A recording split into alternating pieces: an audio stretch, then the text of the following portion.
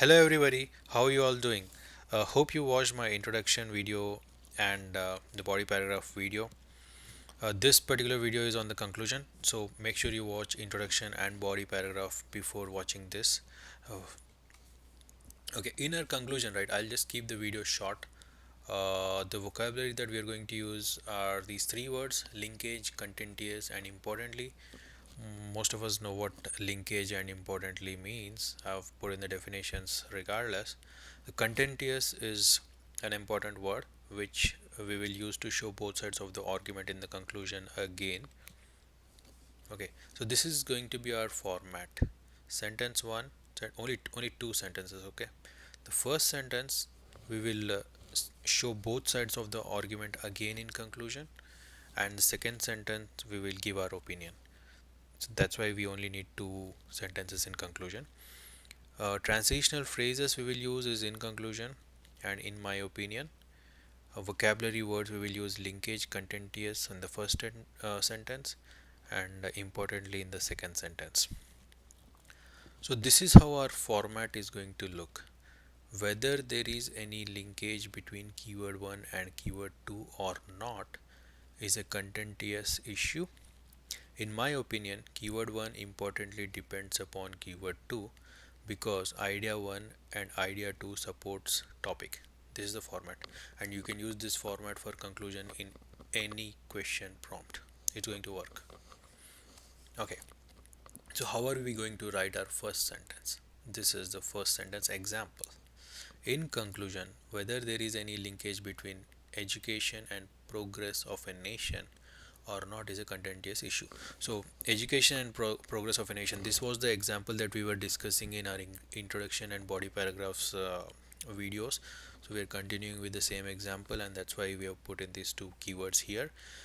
So regardless of the question prompt, we just change the keywords here and we complete our first sentence. So the first sentence is going to be straightforward, simple, quick. Don't waste any time here. And indirectly we are stating both sides of the argument here. That's it. So that's our first sentence. Second sentence, the example is, in my opinion, nation's prosperity importantly depends upon the education levels of its citizens because educated engineers and politicians can progress of a nation ensure the progress of a nation's infrastructure and social growth. Yeah, so this is the example for the second sentence.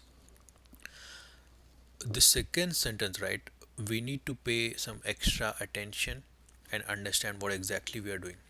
First is we are directly saying keyword 1, nation's prosperity depends upon education, keyword 2, right?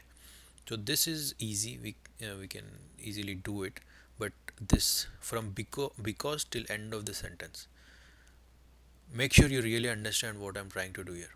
Because educated engineers, which we mentioned in idea 1 in the body paragraph 1, and politicians, which we used in body paragraph 2, which is the idea 2.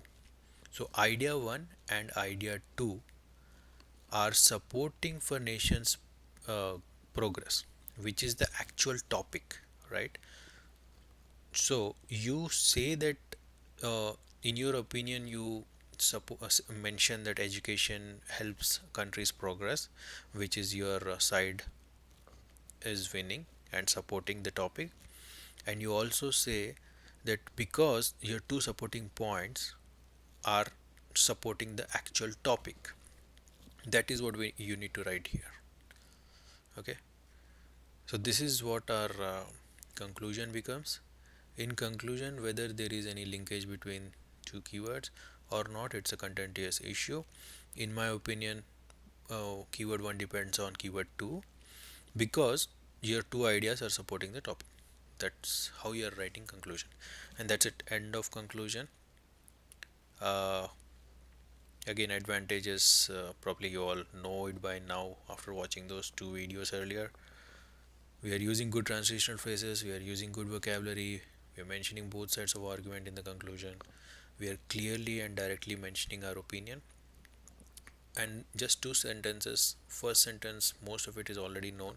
Second sentence, just be careful in framing your sentence after because. The rest is going to be easy. Just pay attention here and frame these two correctly, both ideas linking back to the topic. Yeah, that's it.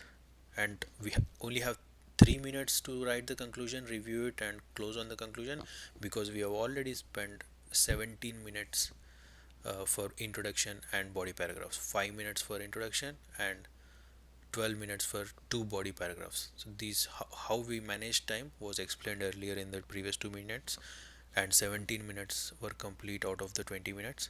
3 minutes were left, so we are using those 3 minutes for conclusion, review, conclusion. We don't have to review others because we have already reviewed and closed on the other part of the essay. Okay, so this is the entire essay, right? We discussed introduction in first video, these two paragraphs in the second video. Now we are discussing this. I've put everything together, one essay, one good essay. Wherever I've highlighted, right, they are the standard things. Like this is how what our template is. All these things are standard, and we fill in the gaps logically.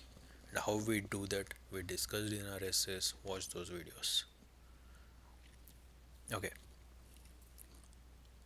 After all, this slide is very important. Make sure you understand what's going on here. So we pick only one side of the argument. You understand the prompt, pick one side of the argument. Then come up with two ideas. Then use this template or format. Introduction and body paragraphs, how to do, I've given in the previous videos. Conclusion, this video, only 2 sentences, and they're straightforward and simple. No need to write a complex sentence, but having at least one complex sentence will add value, but absolutely no need to have complex sentence. And one more point, this essay, right, it ended up having 262 words, but you don't have to have 250 words or more. The lesser the words, the more percentage of vocabulary words that you will have. So if you write anything between 200 and 225 words, that is more than enough to score very good in PTE essay writing. Better write lesser words and save time for review. Okay, but again, the rules are rules. You cannot write less than 200 words, so write at least 200 words. Ensure your grammar is correct, your spelling is correct. And so if you follow these three plus this format, because this format will have transitional verb, phrases, vocabulary, ideas, logically linking ideas back to topic and everything, we will get 90. I've already done that. I've got 19 written disclosure. This works, and it's going to help you get 19 written discourse. It's going to improve your vocabulary score. You need to make sure you write correct grammar and spellings to get good score in grammar and spelling, and that's how we increase our writing score for the essay. Yeah, that's it. How we uh, write a good summarized written text and then a summarized spoken text, we'll discuss in the coming videos. That's all for today. Hope you all like the essay. Please put in your thoughts in the comments so I take that as a feedback and take those feedback into my next videos. Any good feedback will be appreciated. Yeah, that should be it. Like, share, subscribe. Thank you all. Have a good day.